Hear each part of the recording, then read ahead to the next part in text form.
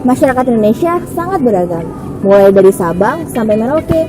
Nah, keberagaman itu juga yang membentuk pola konsumsi di Indonesia sangat beragam.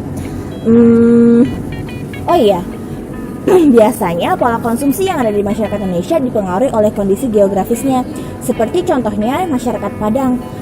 Biasanya orang-orang Padang mengkonsumsi banyak sekali santan dan makanan-makanan yang berlemak karena mereka di sana banyak sekali pohon kelapa.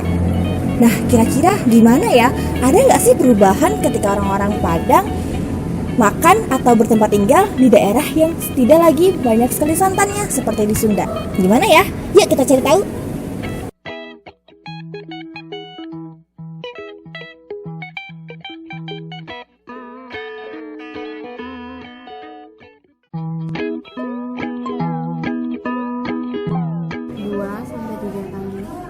Sih 3 kali sehari.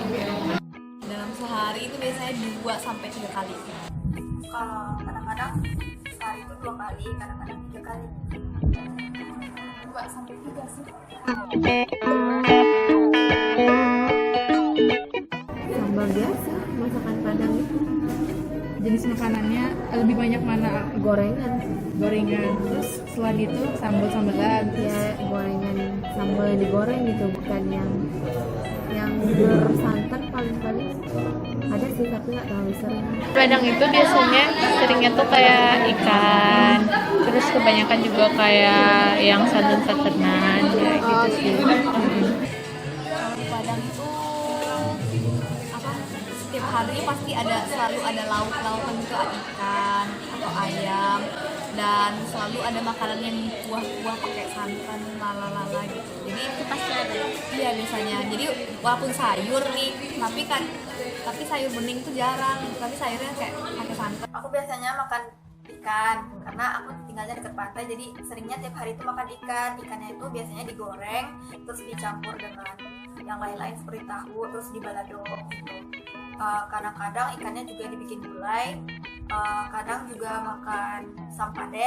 Sampade itu kayak sejenis gulai tapi nggak pakai santan gitu. Setiap hari itu ada gulai, ada santan. Pokoknya setiap hari itu ada komponen santan sama sambal. Juga seringan gorengan, sambal digoreng gitu. Kalau kuah-kuah Ada sih tapi lebih ke sayuran. kalau di sini biasanya ayam. Ayam. Iya. Di sini aku biasanya paling makan telur sama ayam. Aku nggak berani makan ikan karena takut ada formalin dan lain-lain. Kayak gorengan sih kayak gado, ikan, pangkal gado, sayur. Dulu di Padang sering lebih banyak makan sayur di sana atau Di sini. di sini?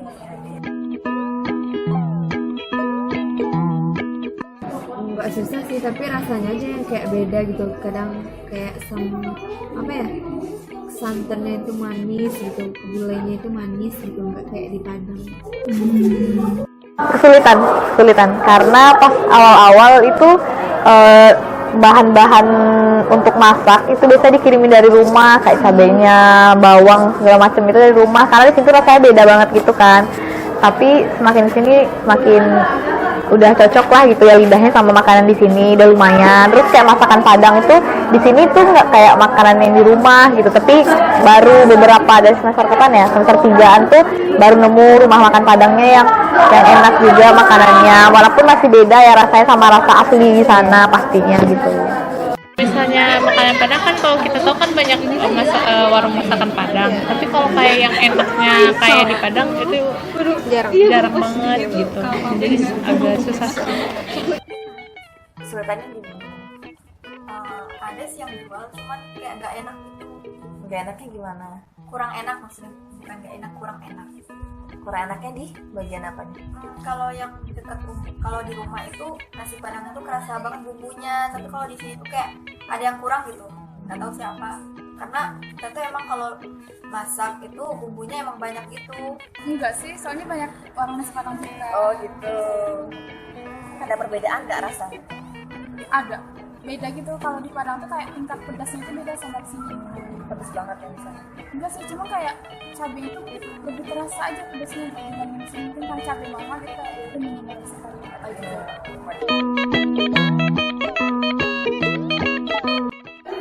Kurang apa ya, kurang terbiasa aja awalnya dulu, soalnya kan kayak nasinya itu bulan ya, jadi kayak lengket gitu kayaknya. Sekarang itu Kesan pertama itu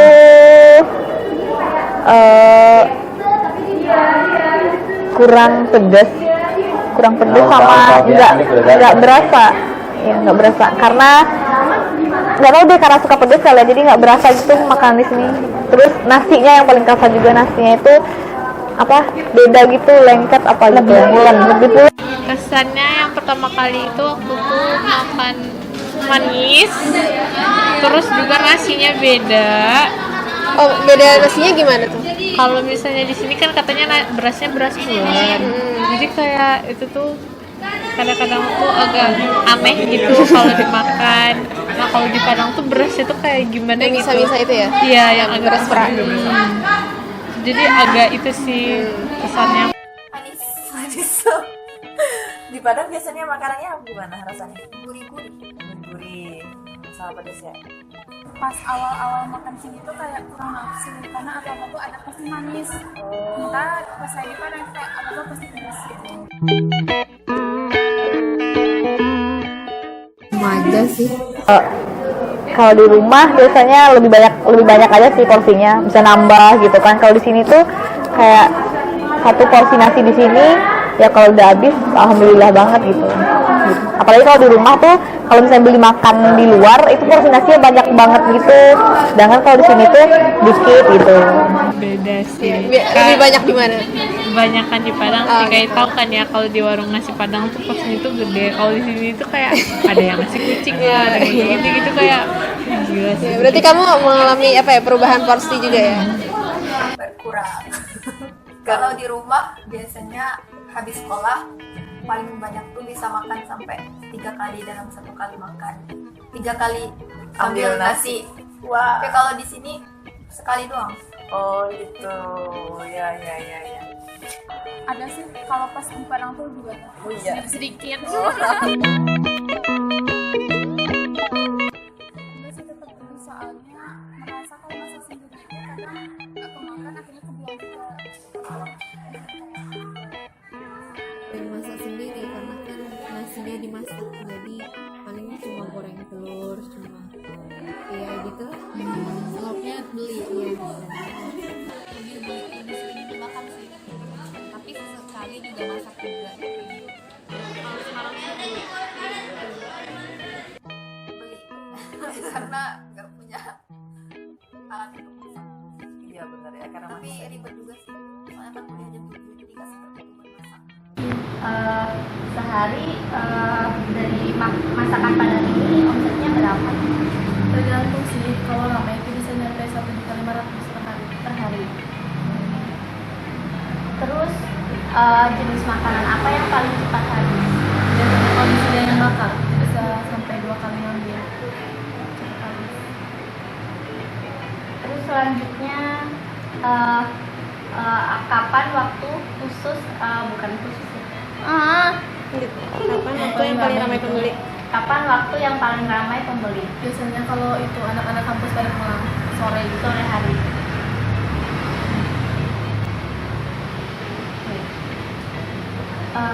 Ada perbedaan nggak Teh antara hari kerja sama weekend untuk penjualan dan pendapatannya? Ada, biasanya kalau weekend itu cepat habis, sore kadang udah tutup. Dari penghasilanmu Iya, pasti lebih meningkat. karena lebih ramai sih. Ini kalau ada makanan yang tersisa biasanya Nggak diapakan? Iya. Biasanya kalau yang bisa masih bisa diangetin gitu, diangetin. Diolah. Kalau yang nggak bisa itu dibuang. Terus berapa kisaran harga dari makanan yang dijual? Semuanya coba 10.000. Untuk semua jenis makanan. Kalau nggak pakai nasi itu 7.000. Untuk lauknya aja. Iya. Udah, terima kasih ya Teh atas waktunya. Aku namanya Rahma juga. Ibu punten namanya siapa Bu? Siti Jubaidah. Siti Zubaidah. Ibu ini wartegnya warteg sendiri ya Bu? Dan warteg keluarga? Keluarga. Oh keluarga. Ini mau nanya aja sih Bu, kira-kira kalau sehari itu biasanya berapa Bu keuntungannya di omsetnya? Itu mah nggak tahu. Apa? Sehari kenapa? Iya biasanya keuntungannya gitu berapa? Bisa nyimpan 150 orang berani karena ini buat kerjanya sama-sama itu. Karena sama-sama itu. Jadi nggak buat pegawai. Oke. Kalau jenis makanan yang paling sering habis makanan apa? Semuanya habis sih. Yang paling banyak sering cepat habis itu yang mana? Paling kayak tongkol, telur kayak gitu. Tongkol, telur, ini paling cepat habis. Biasanya kalau waktu yang paling banyak belinya tuh kapan Bu? Siang, sore atau pagi tuh? Yang paling sering Sore jam berapa? menjelang malam lah, maghrib lagi. Yang beli biasanya anak-anak mana aja Bu? Anak-anak Khalifah ya Bu? Enggak sih, dari luar juga banyak. Biasanya orang-orang apa Bu? Ya dari depan, kalau enggak orang yang sekalian lewat kayak gitu. Kalau waktu yang paling bisa nggak?